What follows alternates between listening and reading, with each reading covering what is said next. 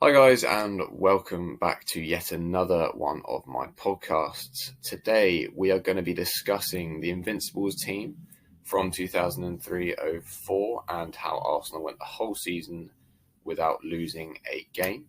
And we're also going to discuss and compare that with Liverpool's unbeaten run stretching to 44 games and only one draw. And we're going to discuss and analyse a bit of that.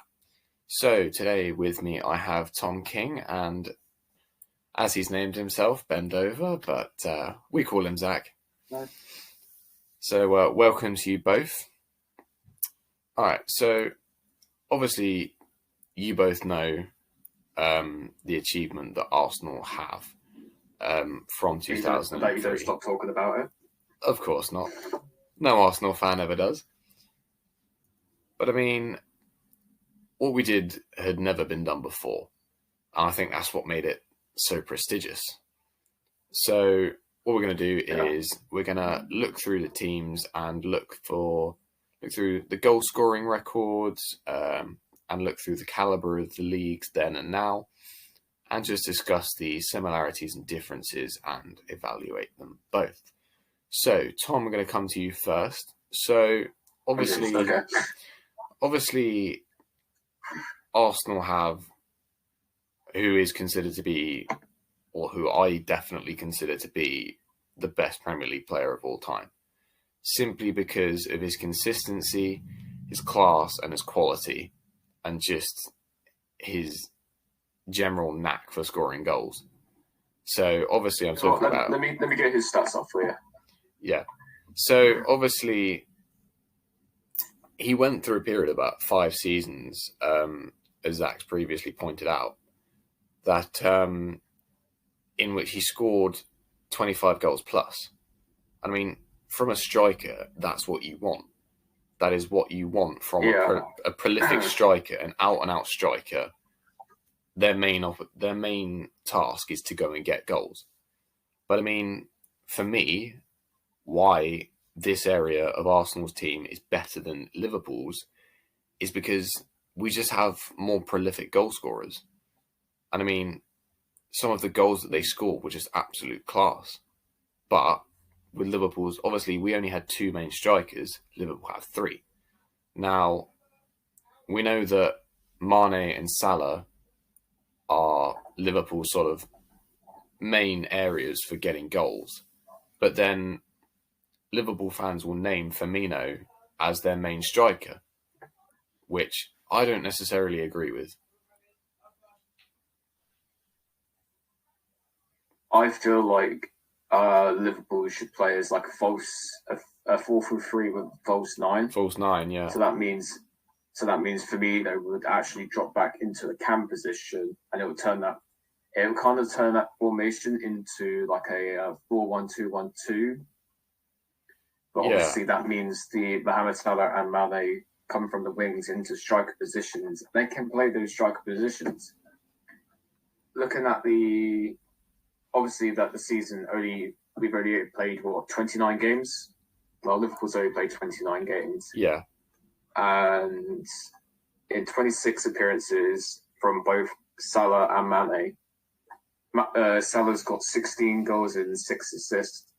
And then Mane has got 14 goals and 7 assists.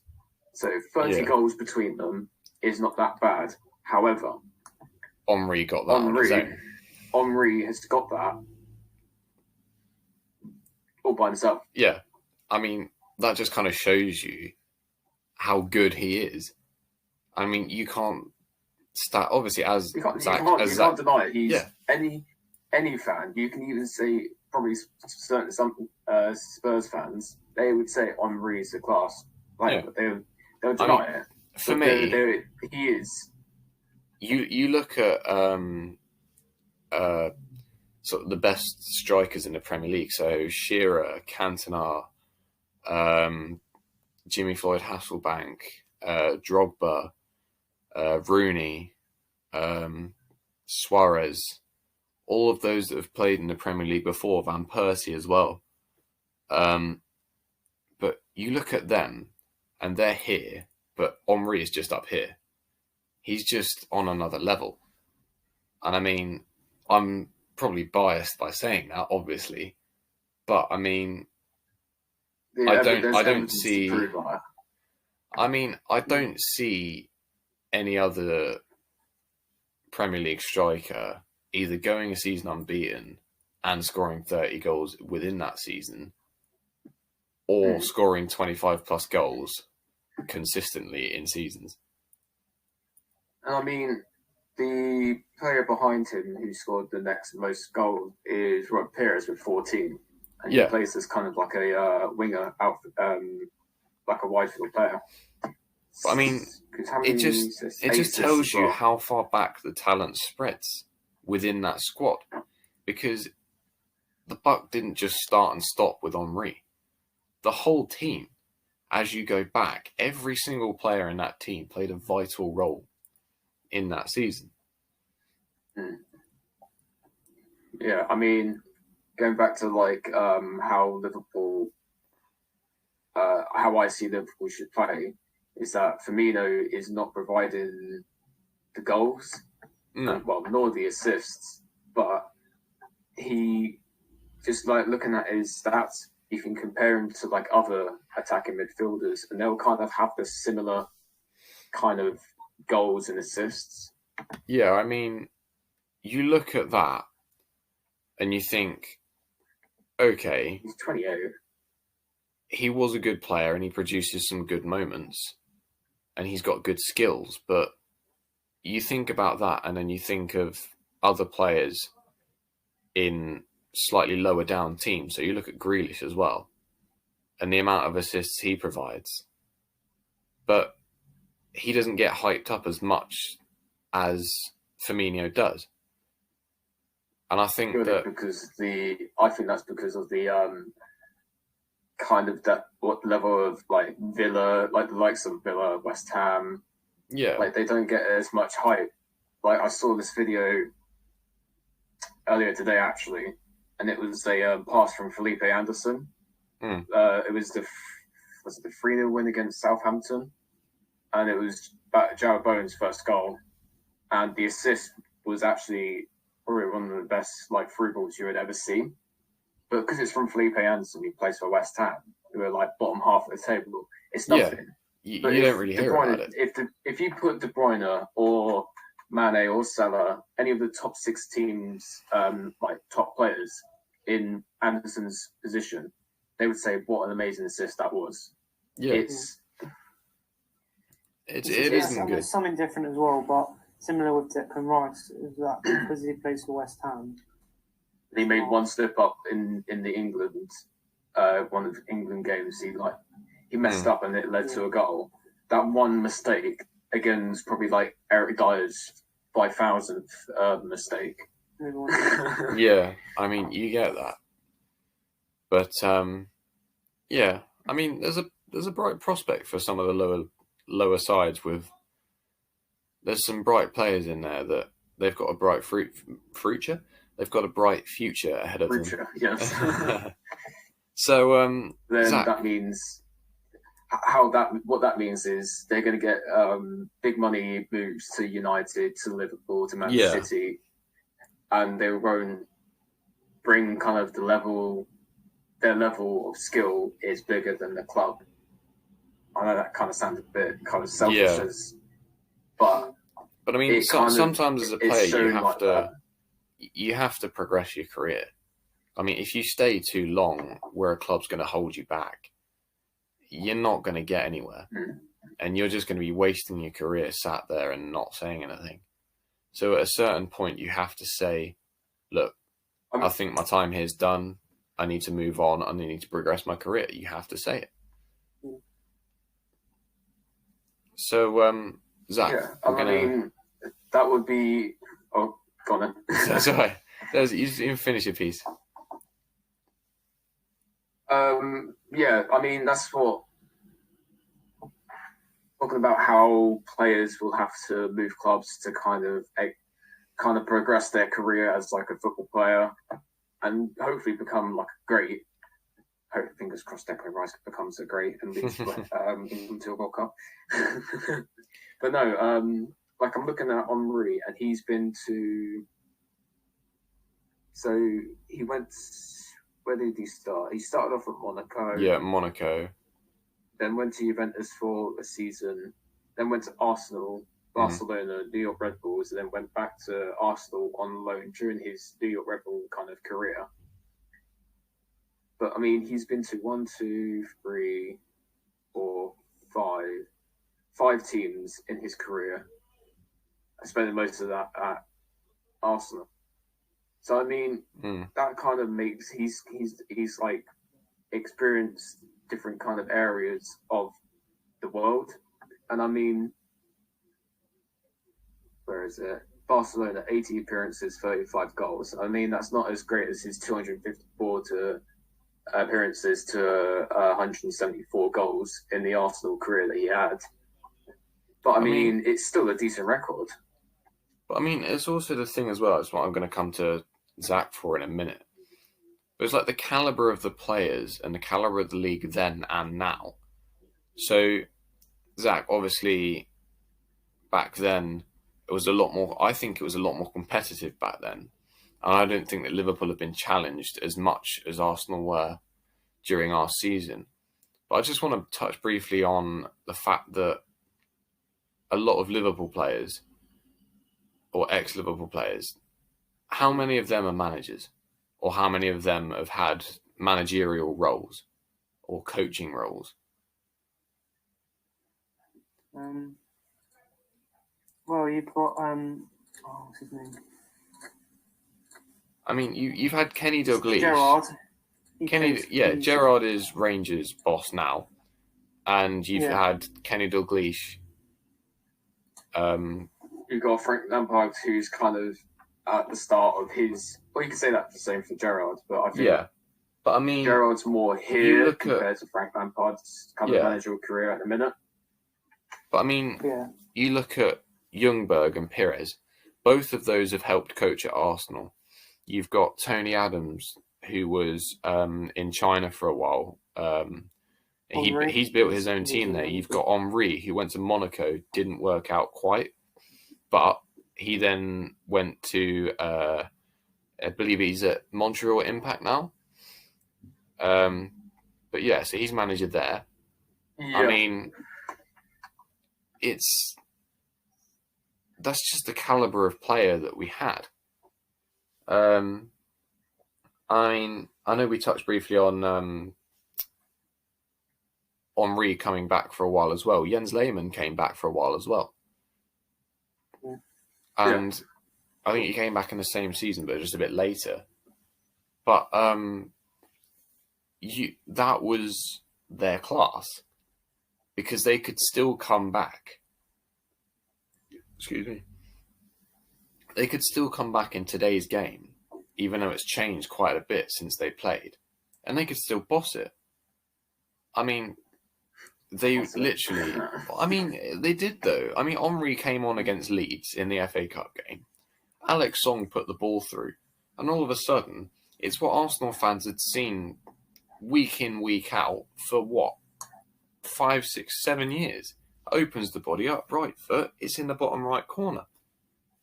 It's just what he does. It's what he'd always done so well. And in that league, he'd done it. In that year, he'd done it. In that year, he'd done it. In that year, he'd done it. And then you look at when he came back, everyone was saying, is he still the same Henry? Is he still going to be able to do it? Has he got the fitness levels? Has he got the skills? Has he lost it? And I think in that moment, you saw just the caliber of player that Arsene Wenger had coached and managed to be at that level. Because he just comes on and produces that, just like that. And I think that that's what sort of sets him apart from the rest. But, so Zach, coming to you.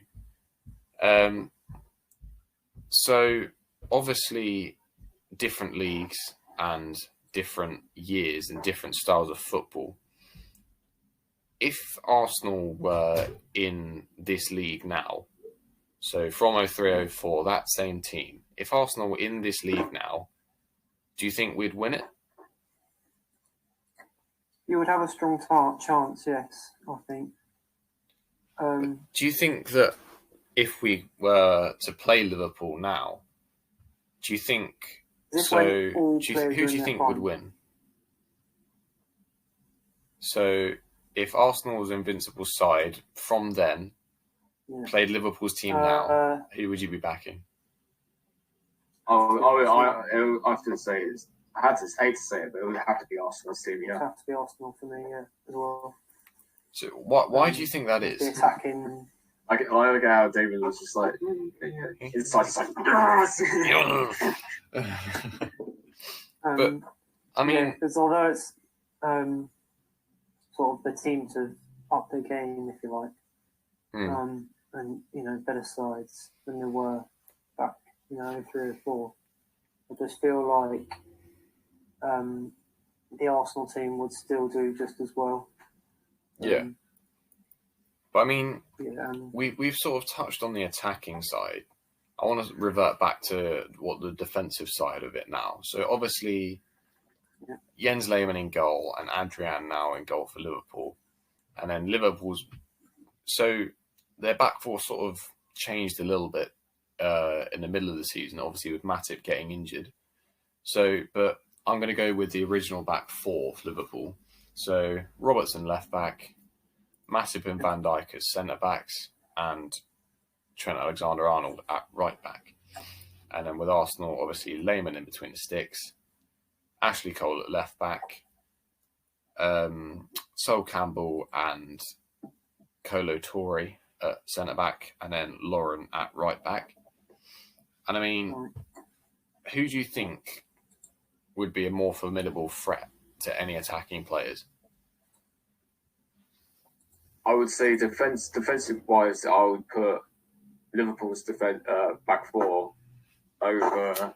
I'd be more scared of Van Dijk and Gomez, Robertson and Arnold than the Arsenal back four. Good, because I'd say how do I put it? Like the training sessions, I would say have kind of improved a lot since. Yeah, there's a lot more 2003, 2004 to now. There's a lot more technology, and there's a lot more, sports science and all that. It's all come a long way, and it's all a lot different.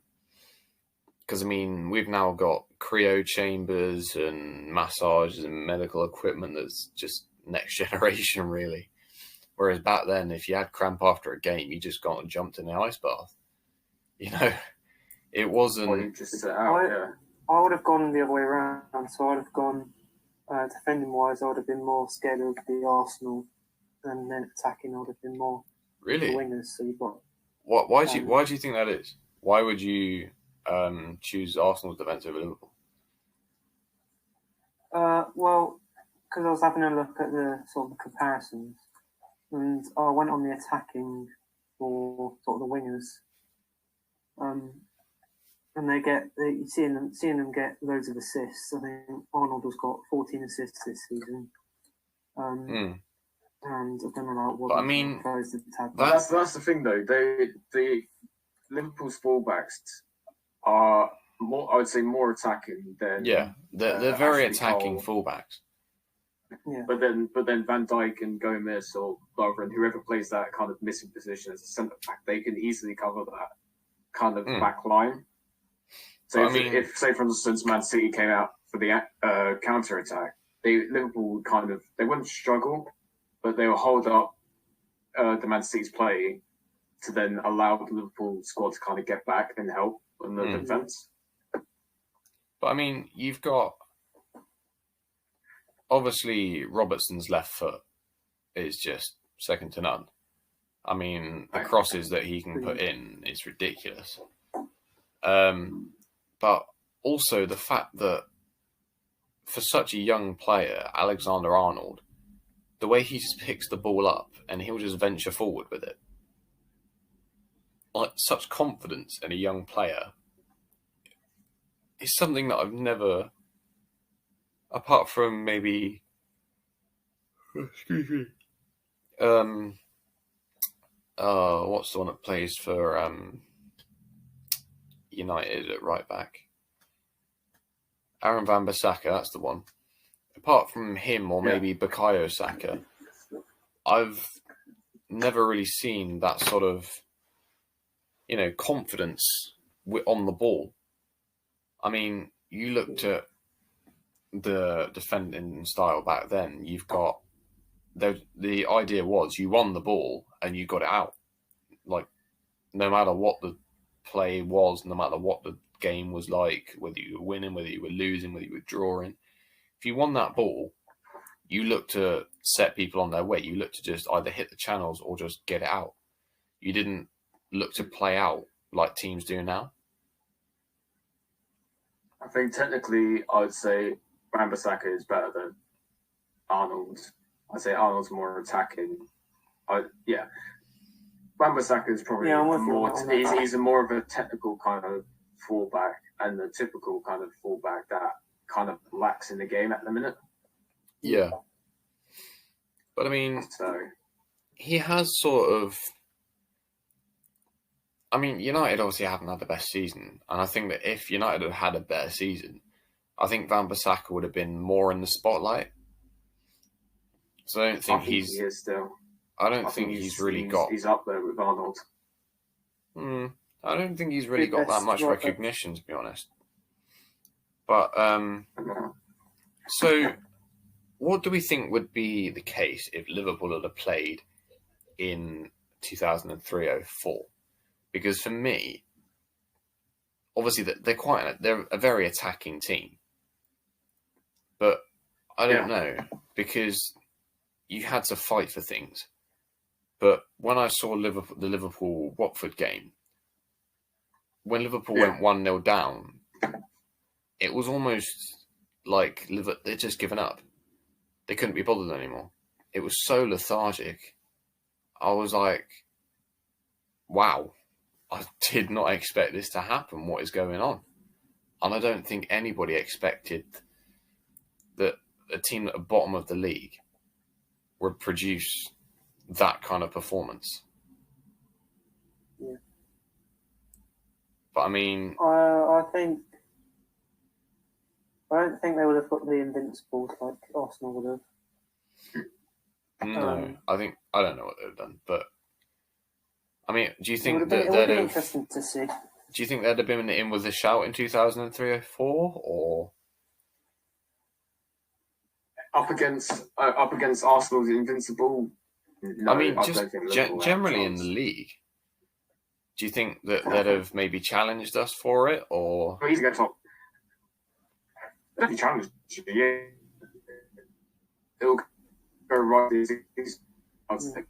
Yes, they might that one loss, but you had more wins, so that kind of levels it out a little bit. Yeah. But no, they'll fight you to the end of the season, so it'll be tough. But I would say Arsenal would come up on the top, probably by a game in hand. I mean, obviously, I'm kind of biased, so I would say that as well. And to be honest, I'm not really sure that we would have had it as easy, maybe as we did, if we'd have had that pressure from Liverpool. And I think that's the same for Liverpool this season. I think if Liverpool would have had the kind of pressure that they got towards the end of the season, slightly earlier on, then I think it would have been a different game. Because I think that at the end of the day, I think the pressure got to Liverpool. And I'm not sure that maybe they couldn't cope with it. I think maybe the experience of some of the players, they weren't used to that. So... Well, yeah, I mean, the media were kind of putting pressure on them, and then people were like, "Oh my god, they could actually beat Arsenal's record," and it just got to their head. So, yeah, I mean, I think Liverpool fans everywhere had started to think, "Okay, this is our year. We've done it now. We're going to get it." Oh no, they won the league. That's for sure. They won it, but they were trying to beat records, and they were on course to beat multiple records, not just one. And they had the things like the World Cup and the Champions League and all of those to deal with as well. Yeah, all that I mean, they won the Club World Cup and they won the Champions League. So, I mean, that was sort of what they... I think that's more prestigious to Liverpool fans, if I'm honest. I think that is a far more important thing in their mind than the Premier League. Yeah, I would rather win... I don't know, really. From a small... Well, we're not a small club. We've got small squads, but we're not a small club. But for a small squad, I would rather go for a Premier League. But that's... Yeah, I'd rather go for Premier League. Purely because of the calibre of Liverpool. I think because of the history that they have. Yeah, I think because of the history that they have with the Champions League, I think it just suits them more. I think it just looks more right with them with the Champions League, but they haven't won. They haven't won a Premier League title. The only thing they've won was the First Division. That's when the Premier League didn't even exist at the time. So, I don't know. Yeah, I mean, I think this season definitely would have been their season. I mean, yeah, no doubt. Excuse me. Yeah, there was no doubt about it. They were going to win it. And I think have, like 3 games left to confirm? I think, yeah, they had about 3 games left. And I think, yeah, they needed about 9 points. And they had the chance to win it at Everton, which again would have been quite funny. Yeah, that would have been a good one. I don't think that's really a good rivalry anymore, to be honest, but it is what it is. I mean, I think that's what I've missed this season about the Premier League, is that it's not been an exciting title challenge. Liverpool have just run away with it. And I mean, to a certain point, that's what you want, really. Yeah, it was kind of like, it was Liverpool, Man City for a while, and then literally went Man City, then, Liverpool, then kind of like Man City, then the 3rd, 4th, and 5th. And then there was like a little bit of a gap, and then there was the bottom half kind of fighting out. Where kind of I was looking at the table in 2003-04 season, it was kind of like Arsenal, Chelsea. Yeah, I mean, I've got a couple of questions for you. Far away. If Arsenal, the Invincibles team, if they were to redo that season with all the same players, do you think they could do it again and go the unbeaten run? And the same with Liverpool. If it refreshed next season, do you think they could go on the unbeaten run? No, I think even for both teams. I think Arsenal would get closer to it. I don't think it would do it again. I think that's something you don't do twice. I think it's something you only ever do once. But I don't think.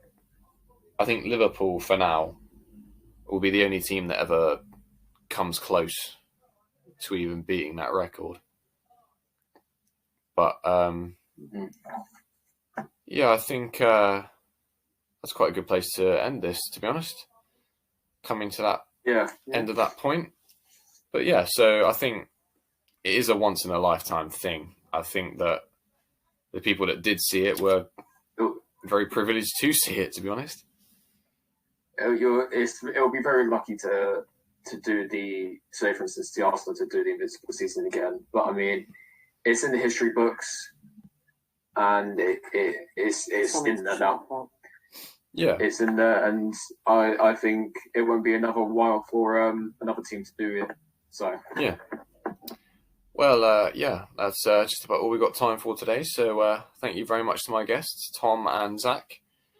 And stay safe, everyone. And we'll be back soon.